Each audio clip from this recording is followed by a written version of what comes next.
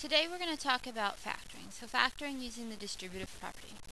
Remember, the distributive property is to multiply a monomial to all terms in a polynomial. Now factoring is the opposite of the distributive property, so factoring uses the distributive property to divide the GCF, which is greatest common factor, from all the terms in the polynomial. So here's what I'm going to say. Some of this might be a review from yesterday, and some of it may be new, but I encourage you to do your best. So let's look. 12a I can break down as 2 times 2 times 3 times a plus 16 I'm going to break down as 2 times 2 times 2 times 2 times a. So here we go. What do these have in common?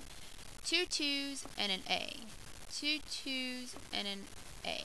So my greatest common factor is 2 times 2 times a, or I could say 4a. And what does this leave me left over? Greatest common factor, when you factor it out, you're pulling it out, or you could say dividing it out. So I'm going to teach you first as pulling it out, and then I'll show you a way to divide it out. So let's pull out or take out the greatest common factor here and here, and what do I have left over? 3a. Bring down the plus sign. If I take out the greatest common factor here, I have 2 times 2, which leaves me 4. You can always distribute to check. If I multiply 4a times 3a, that leaves me 12a squared. And if I distribute the 4a to the 4a, that leaves me 16a. So is my answer correct? Of course it is. Let's look at number 2.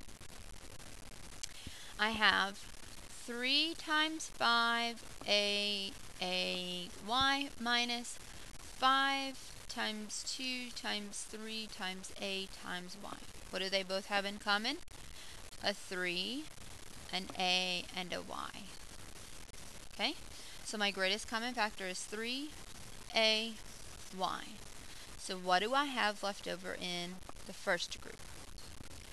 I have a 5 and an a, 5a.